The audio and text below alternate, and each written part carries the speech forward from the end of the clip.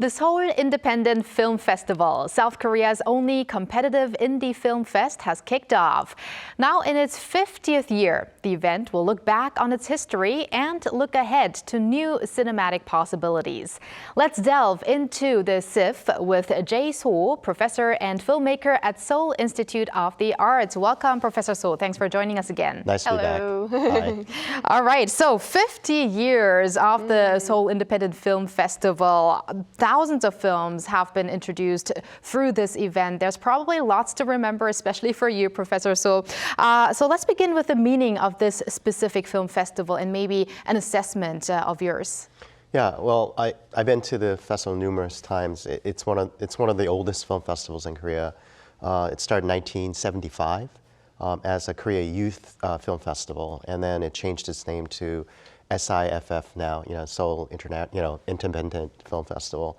And basically it showcases all the independent films, and the definition of independent films is sort of funny. In the US it would be like non-Hollywood movies made by the big studios, but in Korea I think almost every movie is an independent movie in the sense that if you don't have conglomerate money from like CJ or Lotte. But this festival is basically showcases a lot of documentaries, experimental works, things like this. And this year's slogan is called 50 to Infinity. And that's symbolizing 50 years of having been a festival in existence. And this year I heard that they had something like 1,704 submissions for films. So that's about 24% more than last year. So basically a lot of filmmakers all around the world wants to be part of this festival. And this year's program is about 133 films. So there's 92 feature films and 41 shorts. And basically it features all the kinds of movies that you don't normally see except for festivals, like a lot of documentary works, experimental works, works about queer culture. Also, the movies are not traditional narrative in a sense, so it could be something that's sort of really different. So it showcases everything from sort of like the beginnings of certain filmmakers, like I think directors like Bong Joon-ho and Kang Jae-gyu. These are huge directors that actually started out at this festival. The recent sort of like, I would say, graduates of the festival, like Na Hoong-jin or Yeon Sang-ho. Yeon Sang-ho directed Train to Busan, things like that. So it's a festival that celebrates sort of independent spirit, and also sort of, I would say, non-traditionally made narrative films. You just mentioned the higher admissions. Is there a particular reason for that, or just because it is, the 50th anniversary? Well, basically, it's a very famous festival, and also it's the last festival of the year. We had Busan, Jeonju, right. So it's like one of the big festivals that happens at the end of the year. So I think a lot of filmmakers, it's like their last chance to showcase their movies. So I think this year there's a lot of production. I know I teach cinema, so a lot of filmmakers that I'm sort of like teaching now, they're really looking at this festival to get into. I see. It is definitely great to see those high participating views. And as the opening film, I heard that there will be an experimental film. Can you tell us a little bit more about it? And why do these experimental films have such an important, place at this Seoul Independent Film Festival? The name of the film is The Baek Show, End of Civilization. Director is Park Kyung-gyun, and actually I've worked with him. Yeah, so we were going to make a documentary about Baek Nam-jun. He was the director, I was a producer. But anyway, he's an interesting guy. The director is basically both a filmmaker and also he does a lot of installation art. He graduated from Cal Arts. So, but this movie started out as basically, it's a documentary, but an experimental documentary about the actor Baek, who basically, Baek Hyun-jin, who basically he himself is sort of like a multifaceted artist that does everything from music to film acting to stage acting. And so there was a project that was part of the Sejong Center for Performing Arts called the Sync Next 23. So there's a whole bunch of sort of, I would say, stage-oriented, performance-oriented shows that competed, and then his show won was selected. And so director Park decided to, showcase this sort of the making of this performance. And so it's an interesting film because it's like a documentary at certain times, and then it mixes with a lot of people. And there's a lot of really famous people, like actors like Kim Go-eun suddenly appear in this. So I think it's a perfect kind of movie to celebrate the 50th anniversary of the film festival.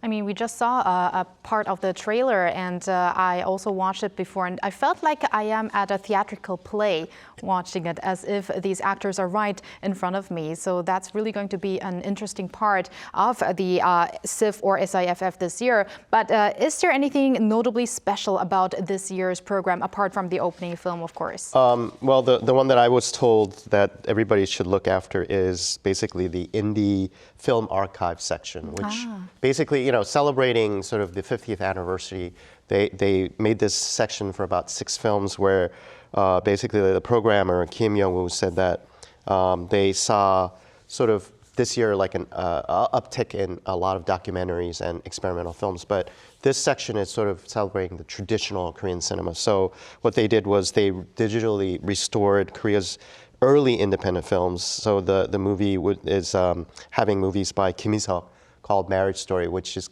actually was a very big hit at the time, and Hak Il-jung's The Ritual of a Soldier. So this section sort of like, I think, celebrates even sort of the early parts of Korean cinema. And I really like that section. And basically there are other sections where there are sort of international films that were invited to the festival. So you get a myriad of both local programming and also international programming. That's sort of a lot of like what festivals do, but I think this year there's a specialness to this festival because it's been around for so long, and so many films have gone through this festival, and so many directors have sort of become what we know as sort of like famous Korean filmmakers of today. Like even Park Chan-wook probably went through this festival as well, which, submitting short films and things like that.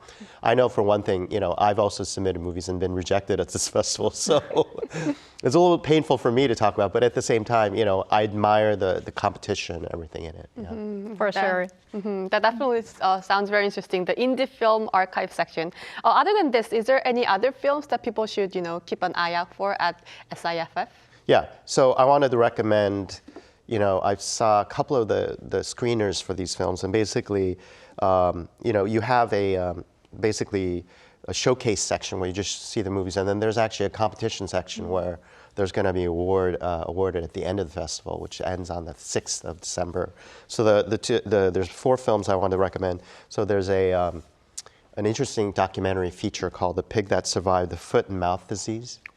So this is... The title itself sounds very interesting. Yeah. So the director is Ha Bo-mook, and basically it features it's an animated movie, but it features the pig that sort of escapes violence, and it's an animation. So he's half pig, half human. Oh. And basically, I really like the way the animation was made, and it really holds your attention. It really talks about how we treat animals, and also just the theme of violence that permeates throughout the film. It also talks about basically what humans do to the environment, things like that. So I thought that was really interesting. And then there's another sort of movie that I actually saw at the Busan Film Festival called The Face of Hwani, and this is director Kim Lee-jae-han. And basically, this is a movie that it's interesting in the fact that it's sort of like a novel in the sense that it's divided into 4 sections. It's about a writer, and basically there are 4 curious sections that are sort of come together at the end. But basically, one section would be like an unwelcome guest at a restaurant, things like that. So thematically linked. But when I saw it in Busan, I thought, wow, this is kind of a new type of filmmaking because it kind of basically it's many different stories in one movie, but it's thematically linked. And of course, the main character Hwani is a writer in it. Yeah. And then there's 2 more that I want to recommend. These are short films. So this is up for, one of them up for competition is a movie called 4,000 BPM, director Hwang Ji-won. And in this movie, it's 10 minutes long. So shorts are really great. And what I liked about this movie is that it's about a boy who he's losing weight, so he has to do 4,000, jump ropes. Oh. And he has a little machine, and it's at 3,999, right? So his mother says, finish it, but the machine's busted. But somehow he doesn't know what to do, but he meets this girl around this age they befriend each other, and somehow, the machine falls, and he actually reaches the number. 4,000? Yeah. Wow!